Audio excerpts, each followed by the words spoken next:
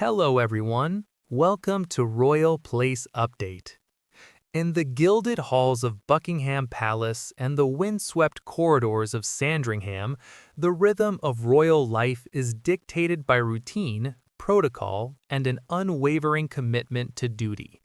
But beneath the starched collars and practiced smiles, the House of Windsor is currently navigating one of its most turbulent and emotionally complex periods in recent memory. At the eye of this storm stands William, Prince of Wales. For the 41-year-old heir to the throne, this is more than just a difficult moment in a professional capacity. It is a profound crucible of personal grief, filial responsibility, and the immense weight of a thousand-year-old institution resting squarely on his broadening shoulders. The phrase emotional royal family update has become a recurring headline in recent months, but rarely has it felt so laden with genuine human significance. This is not a story about court intrigue or political scandal.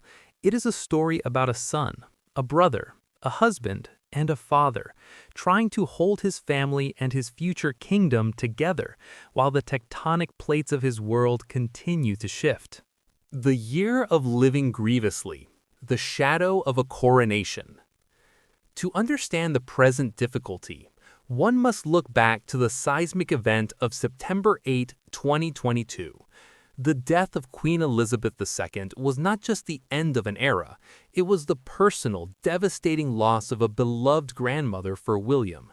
While the nation mourned its longest reigning monarch, William mourned Granny, the steadfast matriarch who had been the North Star of his life. He walked behind her coffin in a silent, somber procession that echoed the one his father, King Charles III, had walked for his own mother, Princess Diana, 25 years prior. The symmetry was heartbreaking. The period that followed was a blur of transition. His father, grieving his own mother and his mother-in-law, was now the sovereign. His brother, Prince Harry, was thousands of miles away in California, the rift between them seemingly as wide as the Atlantic. And overnight, William's role transformed. He was no longer just the Duke of Cambridge, a senior royal with a focus on his own charitable ventures. He was now the Prince of Wales, the heir apparent, the automatic successor to a throne he had hoped to ascend much later in life. The coronation of King Charles III on May 6, 2023, was a spectacle of ancient tradition. For William, it was a deeply personal moment of mixed emotions. He knelt before his father and swore to be his liege man of life and limb, a feudal oath laden with historical significance. In that moment, the world saw the transfer of power, but what the cameras couldn't capture was the private turmoil. This was the day his father became the undisputed king, a role his grandmother had held for his entire existence. It was the day his own destiny was cemented, moving him one step closer to a future he knows will be defined by service and sacrifice. And it was a day made profoundly painful by the absence of his brother, who flew in for the ceremony but was relegated to a peripheral role, the physical distance between them in the Abbey a stark metaphor for their fractured relationship. The hairy-shaped void, the weight of a broken brotherhood. Perhaps the most persistent and deeply personal source of William's current difficulty is the ongoing estrangement from his younger brother, Prince Harry. For decades, William and Harry were a formidable unit. They had weathered the storm of their parents' divorce and the cataclysmic grief of their mother's death together. "We have been through hell and have been each other's support," Harry once movingly said. That bond, forged in the crucible of shared trauma, was once considered unbreakable. The release of Harry's memoir, Spare, in January 2023, was a detonation. The book painted a devastating portrait of the royal family from Harry's perspective, but it was his depiction of William that cut the deepest. The physical altercation at Nottingham Cottage, the disagreement over Meghan Markle, and the portrayal of William as trapped within the firm, these revelations transformed a private family dispute into a public bloodletting. For William, the difficulty is twofold. On a personal level, it is the grief of losing his closest confidant. The man who once stood beside him, literally and metaphorically, is now a source of public criticism and private pain. Every interview Harry gives, every documentary he produces, reopens a wound that cannot heal in the public eye. William, bound by the royal maxim of never complain, never explain, has had to endure these attacks in stoic silence, channeling his focus into his work while privately grappling with the betrayal. On a professional level, the rift poses an existential threat to the monarchy he is set to inherit. A united front is crucial for the institution's survival. The sight of two rival courts, one in London and one in Montecito, undermines the stability the crown is supposed to represent. As William looks to the future, he must consider how to define his own reign against the backdrop of a brother who has chosen a very different path. He must also consider the security implications for his own children, Prince George, Princess Charlotte, and Prince Louis, and the complicated relationship they will have with their uncle and cousins, Archie and Lilibet, whom they rarely, if ever, see. The princess's strength, a pillar under pressure.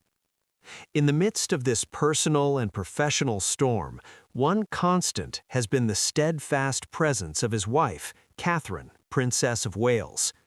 Their partnership has been the bedrock of the modern monarchy's appeal. They project an image of a functional, loving, modern family, a crucial counterbalance to the dysfunction on display elsewhere. However, the past year has also tested this pillar. As a mother of 3 young children, Catherine has had to navigate the same familial rifts and increased public scrutiny. The pressure on her has intensified as she has taken on a more prominent role within the royal family, becoming the senior-most female royal following the departure of the Duke and Duchess of Sussex. The difficulty for William is also seeing the woman he loves subjected to the relentless machinery of the tabloid press, a beast he has despised since it hounded his mother to her death. The constant speculation, the intrusion into their private lives, and the need to protect their children from the same fate weighs heavily on him. Their move to Adelaide Cottage in Windsor was a strategic attempt to give their children a more normal upbringing, but the bubble of royalty is thin, and the world is always pressing in. Catherine's grace under fire provides William with stability, but it also adds another layer to his responsibility, protecting the family he has built, even as he prepares to lead the family he was born into. The weight of the crown, the future today. Perhaps the greatest difficulty for William is the psychological burden of his future arriving too soon. A man in his early 40s is typically focused on building a career and raising a family. William is doing that while simultaneously preparing for a job he cannot apply for, cannot quit, and will not get until he experiences the profound loss of a parent. His father, King Charles III, is 74. While he is energetic and deeply committed to his role, the reality of the succession is now a tangible present thought. William is no longer a prince with decades to wait. He is the Prince of Wales, the first in line, and his time on the throne, while hopefully many years away, is now within foreseeable sight. This has accelerated his preparation. He has inherited the Duchy of Cornwall, a vast estate that provides him and his family with financial independence and a platform for his philanthropic work. His initiatives, such as the ambitious Homewards project to end homelessness, are not just charitable endeavors. They are blueprints for how he envisions his future kingship. He is signaling a monarchy that is purpose-driven, focused on tangible social impact, and willing to tackle difficult issues. The difficulty lies in balancing this forward-thinking agenda with the need to support his father's reign and adhere to the traditional, non-partisan role of the monarchy. He must also manage the public's perception. The popularity of the monarchy has become volatile.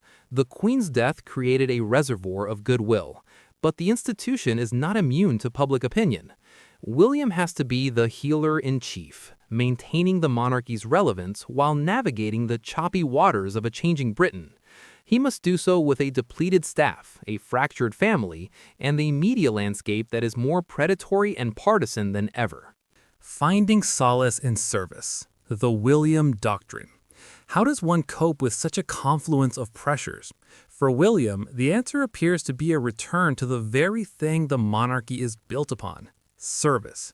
In recent months, we have seen a prince who is more focused, more determined, and more visibly passionate about his work. Whether he is piloting an air ambulance helicopter, meeting with young people about mental health, or discussing solutions to the housing crisis, he seems to find a sense of purpose and control in action that he cannot find in the passive endurance of family drama. This is the William Doctrine taking shape. It is a belief that the monarchy must earn its keep, not just through ceremony, but through genuine, boots-on-the-ground problem-solving. He is learning from his father's decades of environmental activism, but tempering it with a more direct, less preachy approach. He is channeling his mother's innate ability to connect with people on a human level, breaking through the royal barrier with a warm smile and a genuine question. In doing so, he is not just passing the time until his ascension, he is actively building the foundation of his future reign, brick by emotional brick. The Unseen Tears.